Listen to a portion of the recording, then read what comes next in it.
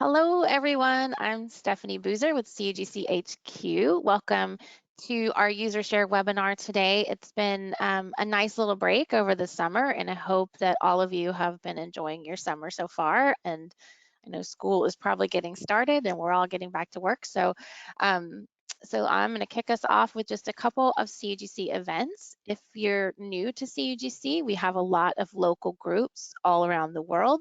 Up on the screen, I have several meetings coming up in August and September. So check out our events calendar to get all the information that you need. We also have larger events coming up. Our CUGC XLs are almost a day long. They're a little less than that, but usually we have 3 technical sessions and lots of fun stuff in between with open roundtable discussions and nice networking opportunities. So check those out. The next one is the Southeast event, which is on September 23rd. And our first ever EMEA XL event is October 14th, and that's all of our EMEA groups. We have lots of them, so definitely check out both of those. And since they're virtual, you can attend them both no matter where you are. Okay, and so I'm going to get us going. I think you know why you're here. We're going to talk about building your own apps and why you should care about low and no code. But before that, just want to let you know that we are recording today's presentation. You will get a recording link tomorrow. It's going to come to you in an email from GoToWebinar, so be on the lookout for that. Also, be sure to submit your questions at any time that you have them. We'll try to get to as many as we can today. All right, so who do we have with us? We have Chris Jeucken. He is a CTA. He is also an EUC consultant. Hi, Chris. Hi. And then also we have Chris Twiest. He's a CTP and a Citrix technology professional, and he's a technology officer. Hi, Chris. Chris number 2. Hi. And then also we have with us today Lee Jeffries. He's also a CTP, and he is going to be keeping an eye on all your questions for us. So like I said, type them in as you have them, and Lee will ask them, when he can. And with that, I'm not going to take up any more time. I'm going to turn things right over to Chris Twiest. So here comes the screen.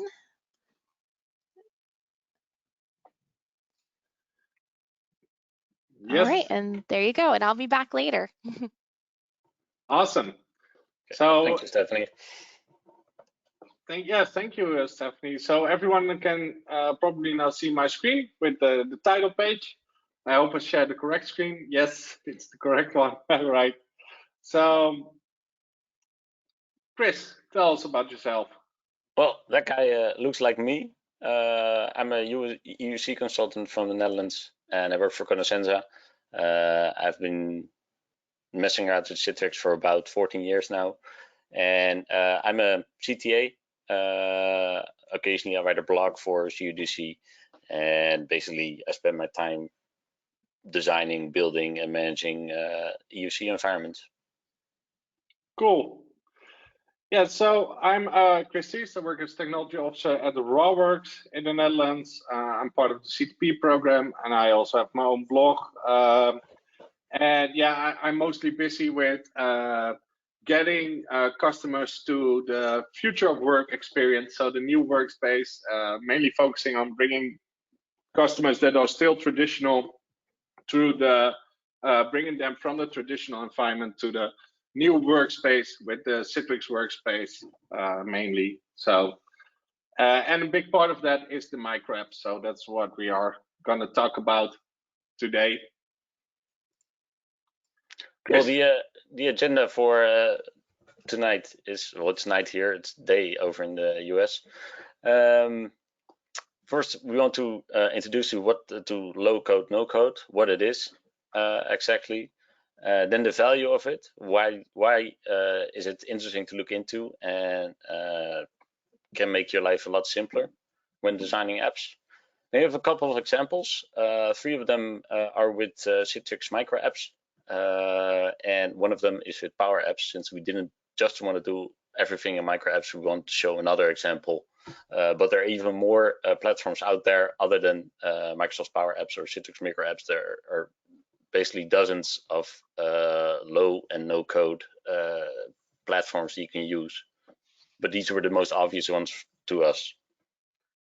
Yeah, so just to reiterate on that, even Citrix and Microsoft have more low-code and no-code platforms. Like Citrix Podio can be used to create your apps with the low-no code.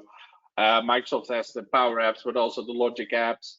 And then of course there are all those other kinds like Dell, Boomi, Zapier, all that kind of stuff. So, but we're going to show two. Yeah, the first two are based on incident management. It seemed like a relevant example since we've basically, most of us have been involved into incident management, help desk support, and all that when we began this. Yeah, can I call it a career? And then we have two other examples of basically the same idea but with another goal. Yep. Especially the last one is pretty cool. So the definition of low-code, no-code. Low-code, no-code development platforms are types of visual software development environments that allow developers to drag and drop components, connect them together, and create mobile or web apps. So this is without any code or minimal code.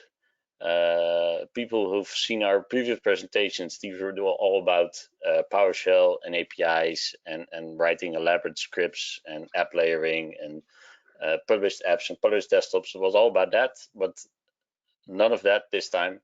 It's all, basically, you won't see any code, maybe a tiny bit on Chris's side, but it's basically just point and click. Okay, the value of low code, no code, the short development time. Why is that? Because there's already a platform in place. You don't need to worry about setting up a backend or front end. It's basically just all there. You just need to click it together and link everything together. Easy to use for developers. Why is that? Because you don't really need any coding skills. You don't need to become an expert C# or PowerShell or whatever programming language. You can just fire it up and click away. Although, of course, you need to know what you're doing.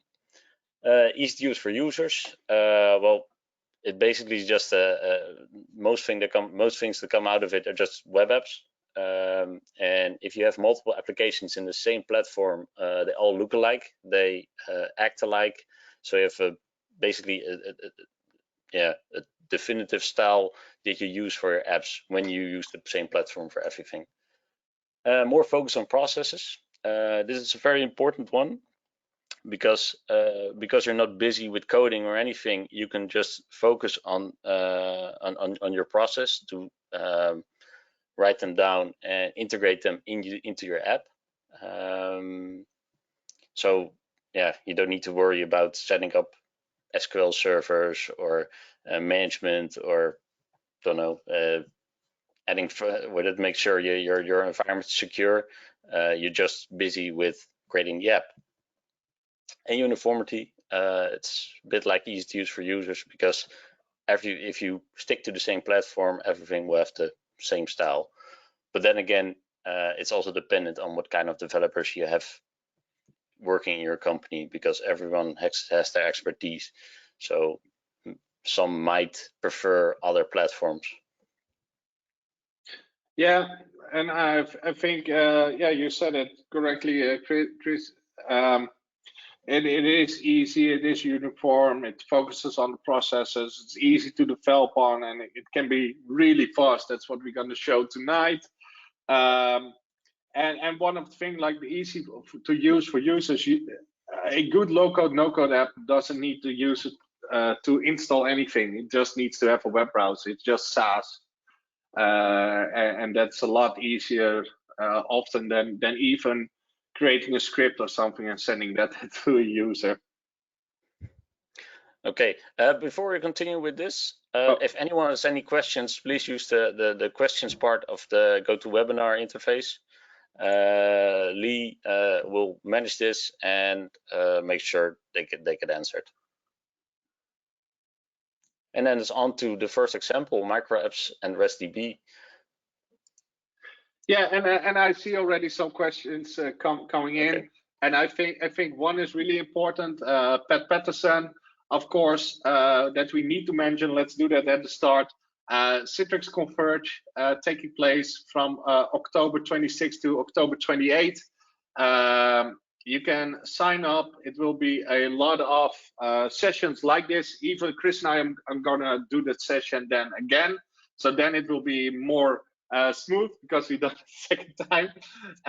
And Converge is really a good place to get to know all the development tools that Citrix has and the developer mindset that Citrix is now in. So it's a good one of you, Pat Patterson, that we need to mention that. And I hope I did correctly.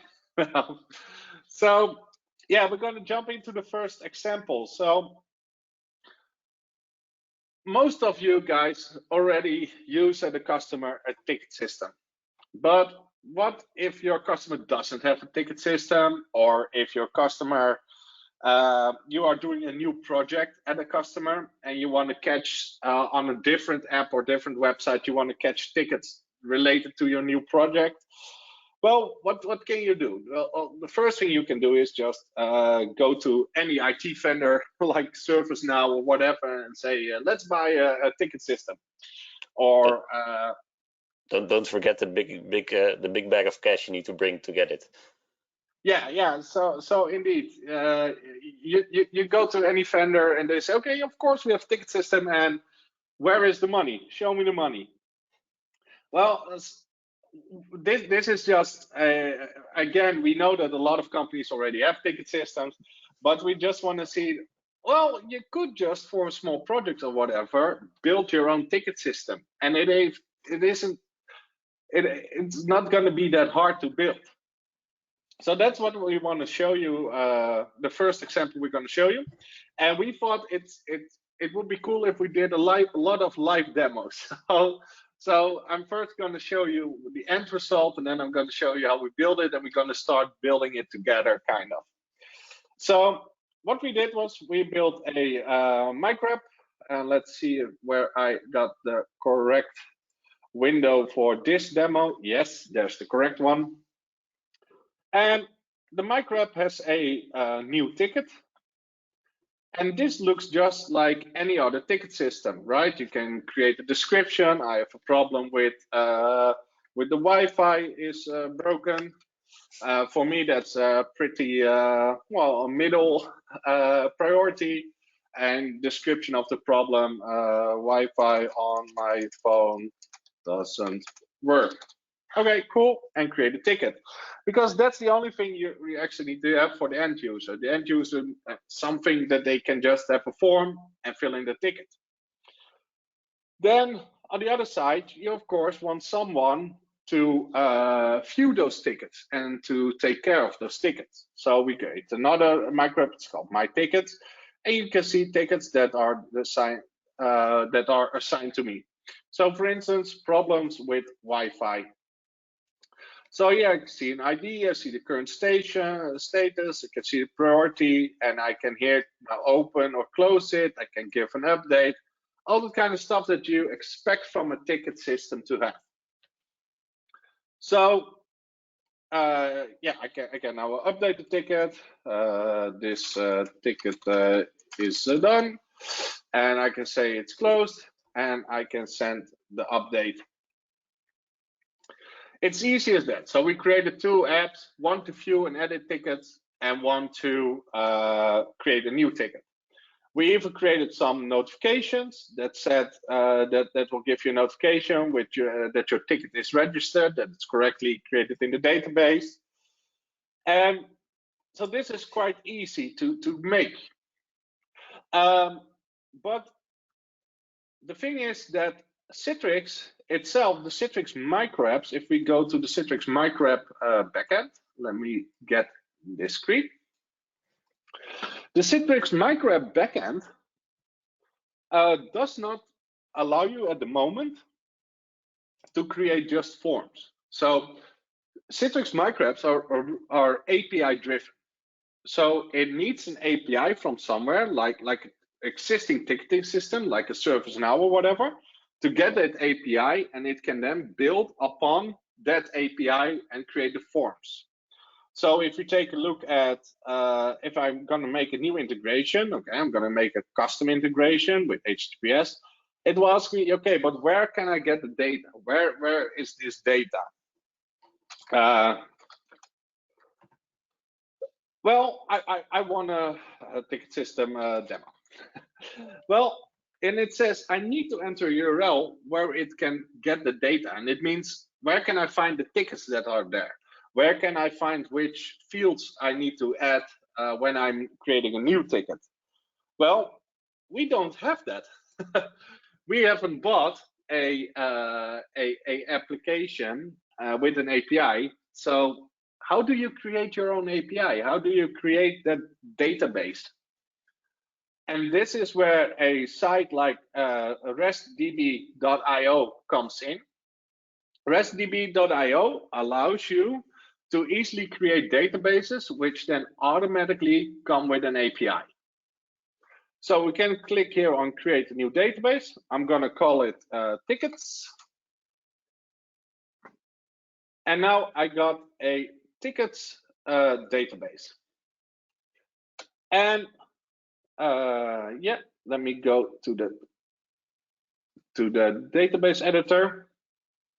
Here you can turn on developer mode.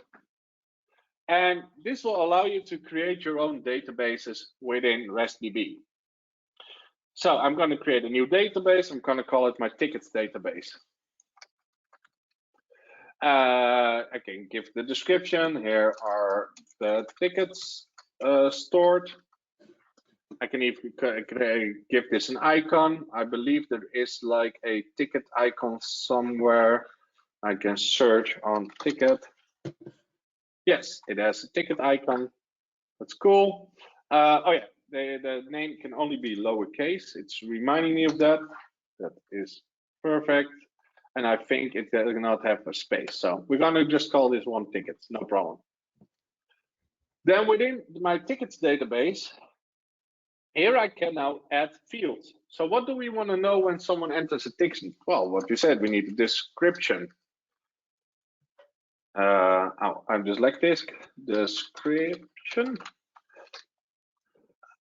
Okay, it's a text field, and we're gonna need, yeah, we need to know the person that that has entered the ticket. We need to know which person that is. So we're gonna call him the applicator. So that's the applicant that creates the ticket. Let me, geez, I'm really dyslexic. Okay, it's also a text field, that's cool.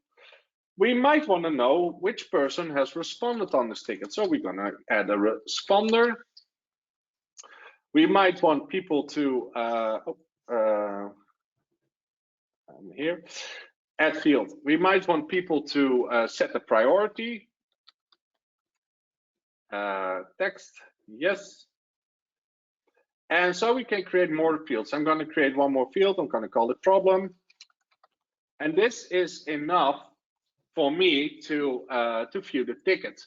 And you can even, what you can do is if you create only one microapp, so for instance, you only create a new tickets microapp, then as a ticket admin, you can even work from RestDB. You will see the tickets there, you can edit them and stuff. And it when the sync finds place back to the Citrix database, which you are filling, then the users are being updated of what you have changed. Well, one of the cool things now with one of the many cool things I have to say of RestDB is you can even now fill your database with test data. So I want some descriptions. Okay, so let's add some. Let's add a sentence. So one sentence as a description. Applicator, well, that's going to be an email address. So I want that emails. Responders are also going to be emails. The priority, well, that can only be 3 things. You cannot choose that here. So we're going to leave that for now empty. And the problem, well, let's do everyone enter 5 sentences of problem. And let's create 10 tickets in the database. Can I generate this? And this is now my database. So I can see I have descriptions are filled in. There are now so 10 tickets, an applicator, responder, and a problem. So this is awesome, but we're not going to give the end users access to this database, to RestDB, and we're not going to give them access to the API that is being created. This we need to do now within the Microapp. So if we go back to the developer mode, and we're going to go back to the settings. This is, so first I said a really cool thing was the test data generator. Well, this is the awesome most thing. Here you can easily see how do I get data from my database and how do I post data to the database. And as I said, microapps are API driven. So with this information, we can now create our microapp. So let's just create the get one because that's easier and we have a lot of other demos. So I'm gonna take this URL to my database, and I'm gonna put that as the base URL. That's where you get all the things. I'm gonna remove the tickets one because that's the exact end data endpoint. So I'm gonna give that later at the data endpoint. I need to set an authentication. Well, this works with a min-h, that means header key, and the header is called xmin API. So we're gonna do a header with the name xmin API key, and this is the API key. So I'm literally just copying and pasting to Citrix, and I'm gonna add this. So we got a lot of other demos going over, but I'm quickly gonna show you how to load this data then into Citrix. So now I can gonna create that endpoint, and it was with tickets. And I can just test this and see if I get that data back. A good thing is I should now get that gobbledygook test data back. So that's one thing that is good to do. That's why you want to fill the database with test data so that Citrix gets something back. And that makes it a lot easier to generate the tables. I'm not gonna generate tables directly from the JSON that is sending back from the request.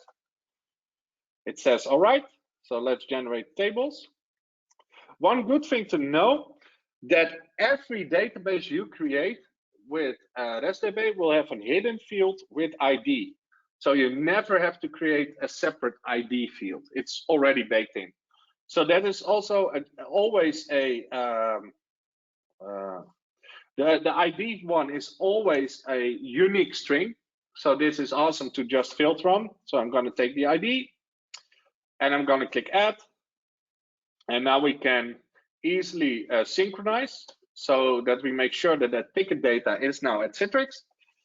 And yeah, while this is synchronized, also right, we can click add microapp and we can start building our low-code, no-code app. So I can now just create a page that shows a table with all tickets. I want it from the ticket database.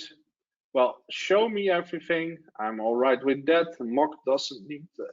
So almost everything.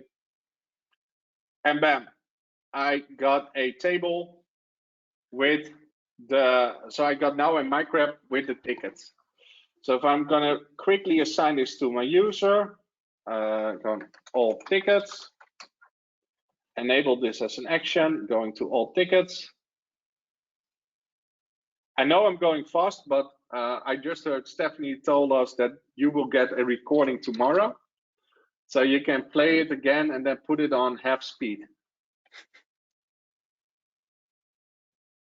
But I just want to show you that we now, if everything worked correctly, sometimes there is a bit of delay between subscribing someone, but here it is, all tickets.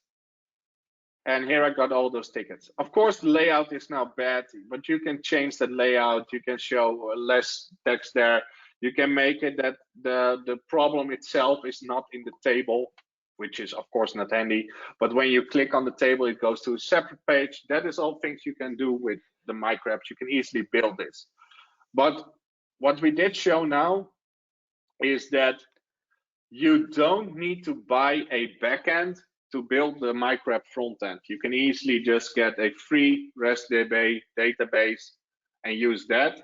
Or if you are using multiple RestDBs and you need more performance from your RestDB, you can even get a subscription there, which is a lot cheaper than buying a complete application suite or whatever. So you might want to show from the other ticket system the priorities, because that was a cool touch. Because when you add a field like status, it's basically just for predefined fields. And the way it's set up now with the one he just created, it's an open field. You can input any data you like. So with with this one, he created 2 extra tables that list the status and priorities. Yeah, so, and then within Citrix, I created 3 data endpoints.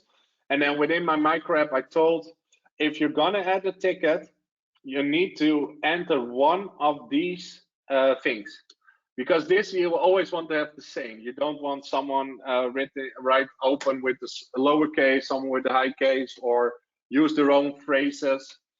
So you can easily create multiple tables in your database and link them together within the Microapp. I'm not linking them together within RestDB. I'm linking them together within the Microapp. And the Microapp is the only way to add to this table.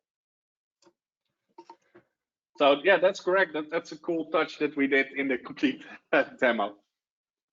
So I'm now going to hand it over to my partner in crime.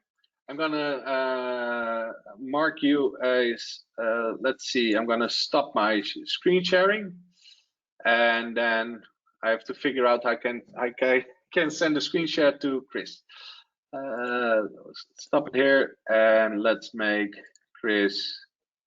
Can you? Yes. Do you have the button now? Yes. Look, that's awesome. You see my screen? Yes. Okay. It's working. Okay. Well, get back to the slide for a moment. If this will work. Yes. Well, yes. I'll get straight to it. Like with the other demo with microapps, you basically just have the front end, which is Citrix microapps, and you have the back end, which is RestDB. It's basically just a database with a couple of tables that is free to use. You can sign up and get free 2-3 databases. It's pretty good to work around with, but we also want to show a different one. So we went to Microsoft's PowerApps, and with this you also have a front end or a back end. And back end, I just mean a database. You need somewhere where the data is stored. So in this example, we chose SharePoint, which I know is all loved by everyone. It's the best product in the entire universe. In this, I need to create a list. Before I continue, I did my best to turn SharePoint into English, but I just couldn't do it. PowerApps, you can just change the language to what you want, and SharePoint, you can change the language, but it doesn't have any effect in the interface. So it's in Dutch, and I'm sorry for it, but I'll try to translate where it's needed. So I first need to create a list. Instead of SharePoint, I could also actually use an Excel sheet, which is just on OneDrive, and that basically is the database. But that was a bit too easy and a bit too clumsy, so I thought SharePoint is a better idea. So I press new and I create a new list. So just an empty list. Incident system, let's call it that. Make it. So before I continue, I need to create basically the table. So I need the columns. So it first had title, but I don't want a title. I just want a description of the problem. I want, let's see. Oh, it's going to work. Okay, there, it's over there. Webinar screen is in front. Sorry for that. Let's see, let's call it user. Of course, it can grab users from the interface from SharePoint, but yeah, I don't have that many users set up. Just need to. Yes, I can move it over there. That's better. Or else I would. Yes, there it is. Okay, user, save. More. I'll go to status, where Chris created a separate table that lists all the available statuses. No, that's what I want. A choice. Okay. Open. Let's say new and closed. And the default is new. So I've created 3 different status, one open, one new, one closed, and the default is new. So I'll create a new ticket. The state will be new. Okay, let's save, and let's add one more and do say workspace. So you can put your machine number or laptop number or whatever is. It's all text and save. Okay, so basically this is the list. I'll show you a more elaborate example in a moment, but I just want to show you how I can make this into a PowerApp. I can even do that straight from here, but that would be too easy. I'll go to PowerApps. If you have Office 365, I'm guessing you have access to PowerApps, although you don't have any automation or anything in. You need to get a separate license for that. So start from data. Well, SharePoint. Let's see, I need to save this. No, I don't. The list is in my team site, and there is the list. Now connect. And then it will create a PowerApp for me. Now this is one, the system I created now is more for support desk and not necessarily for a user themselves, because I first need to press play. And here you can create a new ticket. Also go Wi-Fi doesn't work, user is John Doe, and status is, well, it will create new if I don't say anything, but I'll create open and its PC name is PC1. And there's the ticket. So it's very basic, and of course you can create another front end for users that only lists the problem, the name, the only thing the users can enter, because I'm guessing you don't want a user entering something like priority, because every user thinks he's the most important person in the whole wide world. So when you leave that field open to the user, it probably gives it the highest priority right away. Yeah. So this is just the example, but I have a more elaborate system to show you what a better example looks like. If I go to site contents, and I'll have here a different one. No code presentation. I pre-created this one, and as you can see, a lot more fields, and also has the impact and status. It's also a choice menu, so there are multiple issues of the choices, so what ticket where. I noticed it, I looked at it, actually working on it, and waiting for the user, and solved it. So these are all states, and you can give the incident in question. And same for impact. Impact, who cares? Impact, irritating, and the most terrible thing, like stepping on a Lego brick. And well, of course, category, and just as basic thing, so you can categorize the incident.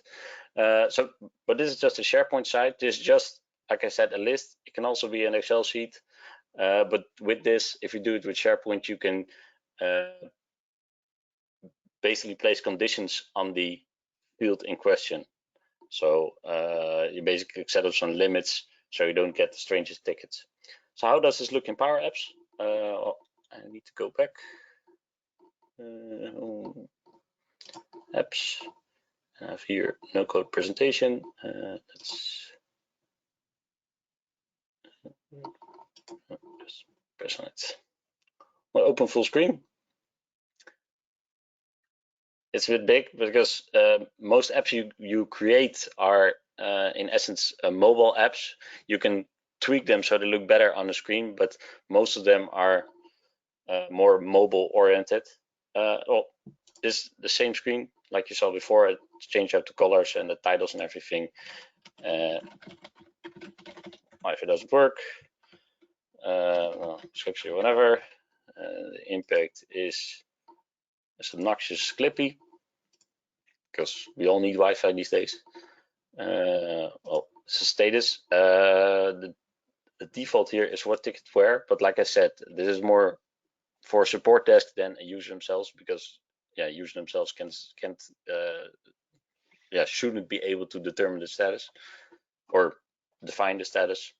So what ticket where, user again, John Doe. Well, these are not necessary, and let's call it a network. Oh, need the status. I did select it. And there you have it. There's a ticket. So when we go back to the list, this is the list definition. I have this one. You see there's now one item. And I'll look at it. And there it is. So this is also a very easy way to create a PowerApp or an instance system in PowerApps. And if you download the PowerApp app from the Play Store or the App Store, you can just log in with your Microsoft account, and it will show all the apps that you have subscribed to, and you can use it directly from your phone. So if you need something simple like this for all your users, it's pretty easy to create. Although, like I said, PowerApps doesn't include automation. If you want automation, you need to know the license. So that's it for now for PowerApps, and I will give it back to Chris. Let's see. Yeah, let's see if this is gonna work. Stop showing screen. Yes. Let me see if I can. Yes, I can go back to my main screen. Cool. So the presentation, of course, is why you should care about low code, no code. So we're giving you these examples about creating really simple apps in minutes. And I think that is why you should care. You should care because this is giving you as an IT person a lot more in your tool bag. You know, you can go into meetings and say to people, oh, that sounds awesome. And they're like, oh yeah, we need an app for that or something. You can just say, okay, I can build that. Without even us, like Citrix guys, always done the normal publish desktop, that kind of stuff. Even if you don't know how to write any word of PowerShell, you can create an app with these tools. And of course, it has a bit of a learning curve, learning what's an API or whatever. But with the demo that Chris just gave, there was not even one time he saw an API. It's just creating a form in SharePoint, clicking on play, create a PowerApp, and go. And so not even APIs or API keys or anything like that. It was just nothing. Point to a SharePoint list. Yeah, and I know from experience that one time I did a project at which we rolled out a new published desktop throughout a big office building. And what we did, we hired floor walkers. So we just hired some people who were normally on IT service desks and that kind of stuff. And we just told them, okay, walk the floors. And if anyone has a problem, try and help them. And if you cannot help them, call to the service desk on their behalf and enter the ticket for them. Because that was the easiest way to do back then. We had a ticket system that didn't have a mobile app. It was some years ago. So they were just calling on them. So these days, if we have, again, the same situation, we got a ticket system that doesn't work great on mobile, and a lot of ticket systems don't work great on an iPhone screen yet. Well, just for that one day, for those floor walkers, create this PowerApp because it works on their mobile automatically.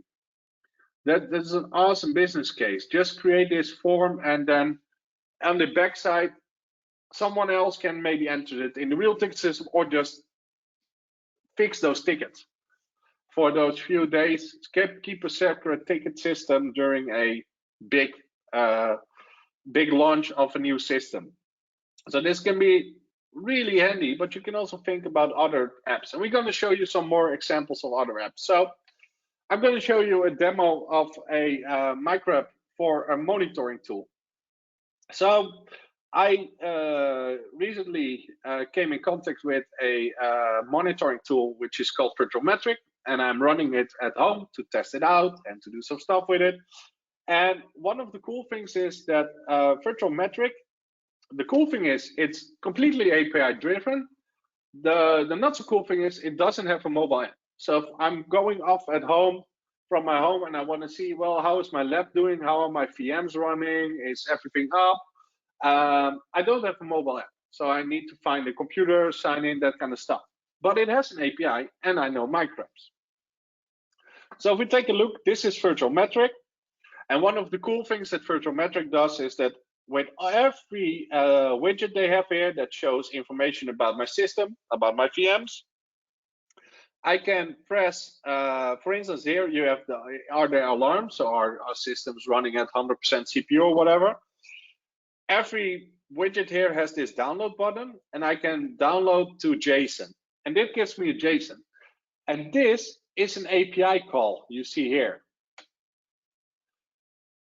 So with this JSON, if I export that to a Microapp, so if I get that to a Microapp with the integration, this API, I can then create my own app. So VirtualMetric is gathering this information for me and showing it in their dashboard, and they show it throughout their API. And you know what? I like this, but I want a mobile app, so I'm just going to build my own mobile app. So what I did, let me get to the correct demo screen. That's not the one, this one. So I created microapps which show the inventory. So this shows me which VMs I have running. So this is just all data that comes from that app, and I didn't design anything about this. I did not design how these colors are working or how a mouse over is working. I don't need to do it. I'm just getting the data from that API and showing it in a way that I can easily interact with it.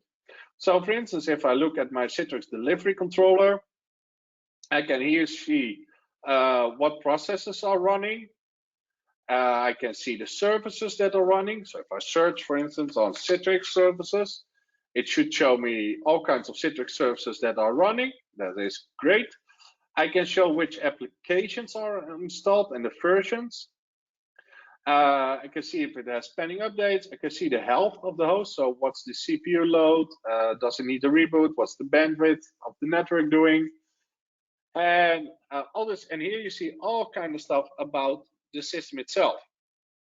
So I created this with that API. So you just have the API, that's the base, and now you create your own app on top of it to do my purpose. But what I already told, my purpose was running this on a mobile.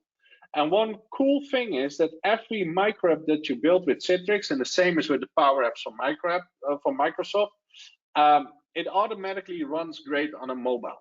So here I took a demo video on my iPhone. And you can see I'm signing into the Citrix workspace on my iPhone. I'm using the workspace app. And then here in Actions, I got the same microapps that we just saw. And here from my phone, I'm now doing the same thing that I clicked to, but it looks great and it works really well on the phone. That's one of the reasons why the microapps are all white in the background and stuff, so that it works easily also with touch. I can easily see also again what's installed on this machine. I can see the health of this machine, and it doesn't feel clunky or whatever. It just feels like a mobile app. And for instance, yeah, I want to check out if the performance is all right of the system. For instance, someone called me, said your VMs are running slow. Oh, I can immediately see the status of my system. For instance, what if Citrix has stopped working on my system? I can easily see Citrix, and let's filter on stopped applications. And you see here, this is a good thing, you see that the iPhone components itself are being used. So when I click on the filter, you see this field below here. This is the same as any other iPhone app is using. It's not different. It's not new for me. It's just working. And within seconds, I can see from my phone which Citrix services are not working anymore. So that is another power of another one of the powerful features of low code, no code is easily being able to create mobile apps. And if you think about it, if you have any application with an API, yeah, most applications with API are already web-based. But if you have an on-prem application with an API, you can even create a microapp around that to show it on the outside. And Citrix has a connector for that. So that even if you have an internal API that's not available from the internet, Citrix has the connector appliance between that. You put it on your local network, and it will create a safe tunnel through the internet and allows you to use it as a microapp, and only as a microapp. So it's not proxying the whole URL to the whole internet. It's only kind of an external proxy then to just the Citrix workspace. Another thing to think about is like when your application has like an SQL database or Oracle database, and you wanted to use it more as SaaS or as a mobile app. Well, if you're here is a little bit of programming comes in and scripting, but if you're handy with PowerShell, you can easily create a script that then reads SQL data, or you can create a logic app in Azure that will read your SQL data and then throughout Jenkins with PowerShell or just logic app itself, it will create the API for you, and you can then again create that new interface with the microapp and automatically being mobile. Okay. So before we continue, Chris, we have one question from. Okay.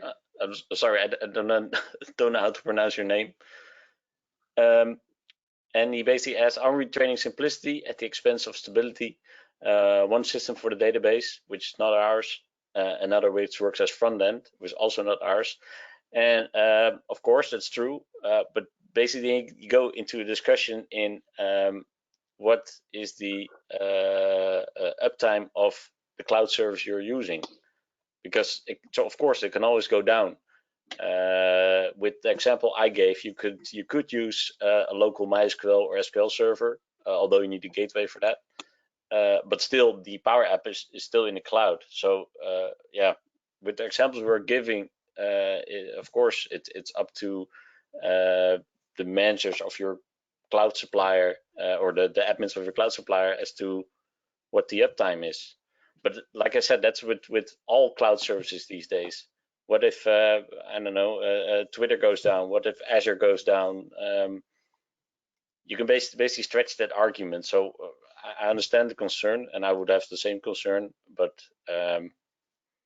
yeah, I would maybe even say that this is more stable. If you okay, so what's the alternative to low code, no code to building your own app?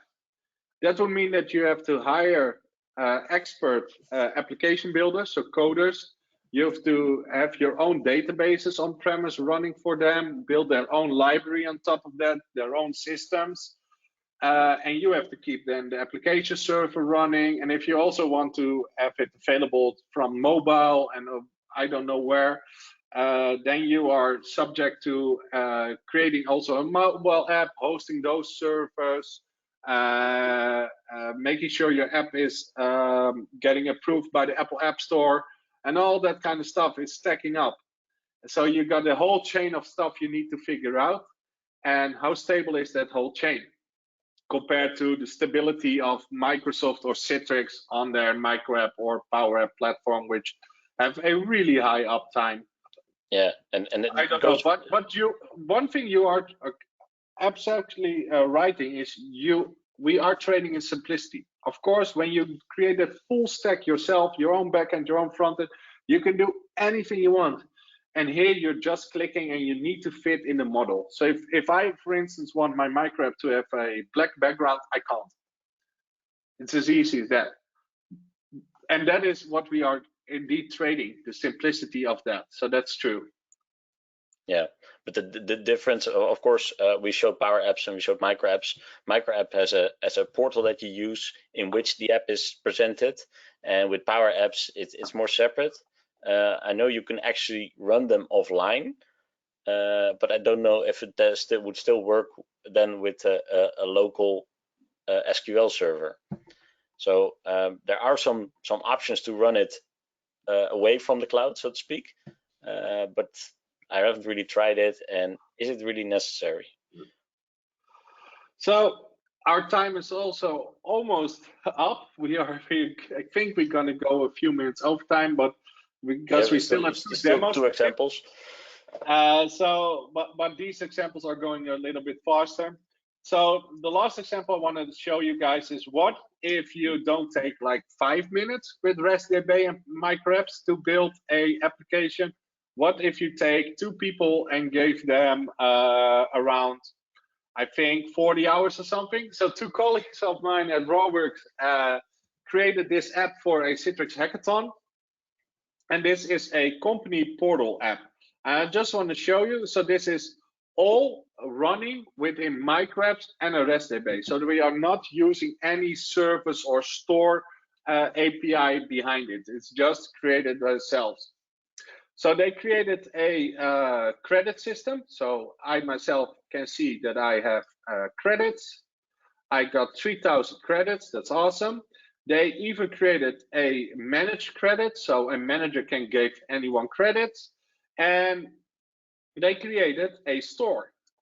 So I can see here again how many credits I have. This all works. If I order something, those credits go directly down. It's all syncing and stuff. So for instance, I want to order a new MacBook. I'm going to choose a laptop and Apple. Here I can choose all kinds of MacBooks and see how much credits this costs. Well, I'm going to go for the most expensive one because I grew with those credits. I can click on it. I get a nice picture of the machine. I get all the information about it. And I can order this machine. So now automatically this will be calculated how much points I then will have left. So it's doing all that stuff too with the smart credits. I am running on the demo tenant, though. This is why these buttons are a bit slow. And we also are running on the RestDB demo tenant. So, but you can already see the order is placed and it's nicely showing me also how many credits I have left.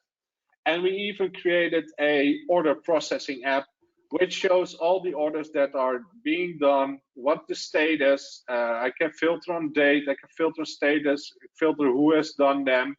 And from here, I can say, I can pick up orders, say that I'm going to process them. So yeah, this is a complete system, especially the order processing looks awesome. Like even office supplies we have added here, like I need something from Canon, I need photo paper, all right. So this is just to show you guys, okay, I can even show my order history. It has all these kinds of stuff that you expect from a web store. But it is a company store. It allows you to select your own laptop and that kind of stuff within the Citrix Microapp workspace without buying an extra product. We are just using RestDB and Microapps. And as you can see, Chris bought an iPhone and he broke it already in 6 months. Yeah. 6 months later, I bought a new iPhone. Yeah. I didn't like the small one. I wanted the bigger one. Another question in the list, guys. Pretty good one, actually. Okay. In the 90s, 2000s, business people created access DBs that became large in production and crazy to support by IT. How do you pitch unsupported non-enterprise software and try to keep shadow IT down in enterprise environments? Yeah, good question. I think that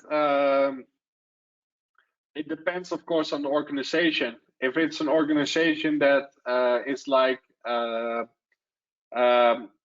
open-minded about new ways of work and that kind of stuff, I do recognize what you're saying, Chad, about the Access database apps. It is kind of the same, and I still find them sometimes, and they are horrible to support, especially if they are built on Access 2003 and now need to run on the newest version, and the person that created it is long gone. So yeah, there's a possibility that you see similar things. But what I am seeing at some companies, that they are now creating their own team, a department, and they call it something like Department Smart or Department Data. And there are multiple people there creating these apps and supporting them. And what we do for at Rawworks, for instance, is we create these microapps for customers and deliver support on them. But yeah, still, of course, someone can just create his own app and email it around to his friends and say, we're going to use this, Shadow IT, completely possible. I like the way that companies embrace it and say, we're going to make a complete department. We put a few of these nerds together and say, here is all our data, and see what kind of cool apps you can make from it and support it. Chris, do you want to add something to that? Yeah, well, first, I would like to say it's really up to developers to determine that, because of course, when you create a database, you need to have some sense at how big is it going to get, and then again, we're nowhere saying that this is the way to go. This is a way to go. In some large companies, you might still want to go to a vendor of a ticket management system and get theirs instead of creating it your own. Basically, just it all depends on the goal, on how big, how many users are going to use it, how many data it is going to create, and of course, Access DBs, which, well, have their own place in hell, just like PSTs. Yeah, they can grow pretty large, but then again, if your database is in SharePoint, for example, you have some management. You have it's managed somewhere, and yeah, it's and not it's just also a single file somewhere. It's also automatically upgraded. So on the back side, if you create a SharePoint site or whatever, you must understand that Microsoft, the SharePoint site you created 10 years ago is not the same as you created today, but it still works because Microsoft makes sure that everything they do, every iteration of the product they do, it is SaaS. So they are going to support everyone and upgrade everyone at the same time. And that was one of the things with those Access databases, what I said, someone created it with Access 2003 and it doesn't work in Access 2019 anymore, and there is no one to support it. I don't think that we will run into that kind of situation when you are using SharePoint or Microapps. And if you host it yourself, let's say you use a SQL server, which is set up like 10 years ago, and it's running version 2008, it's running Windows 2008. That machine is static, although when you have it in the cloud, it gets automatically upgraded. So you don't need to worry about that. Because if you have one of those old databases and it has a database which can't be moved, or people are too scared to move it, yeah, you still sit with an old machine that's not supported anymore and might pose a risk on the security level. So I understand what you're saying, and of course these things can go very, very large, but yeah, I still think it isn't really directly comparable to those old Access databases. Yeah, let's move on from this question. We are now over time, so we're gonna quickly show the last demo and get everyone back on their work day. So one thing I want to say is the feature we are going to show now is in tech preview. So it's a Microapp tech preview, what's Chris going to show. And if you like this feature, you're something like, oh, I can do stuff with this. You can request access to this feature throughout the Podio form that's here.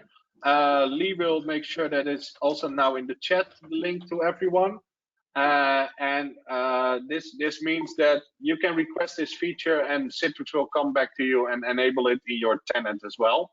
So with that, I'm again going to stop sharing my screen and Chris is going to do the last demo. Okay. Need to wait for the show screen button.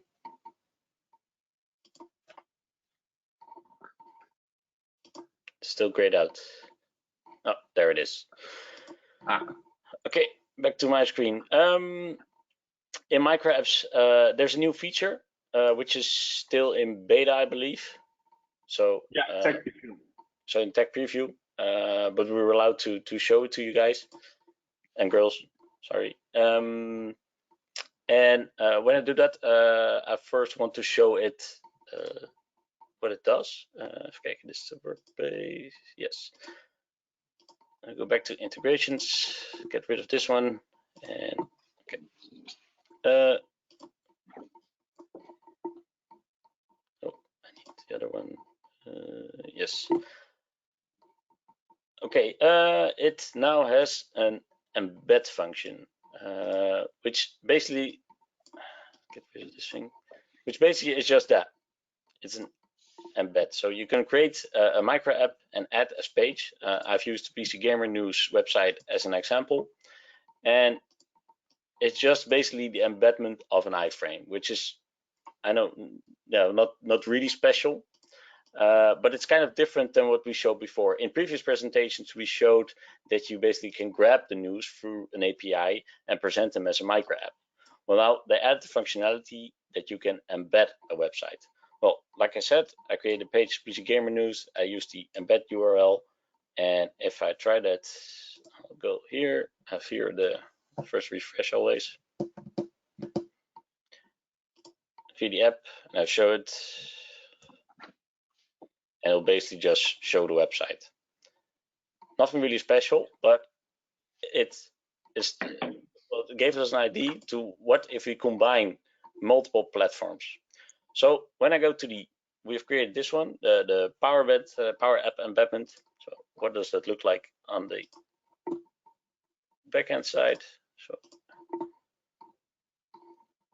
first I go back to. So what you said, Chris, there, you glanced over it really quick, but just to iterate on that,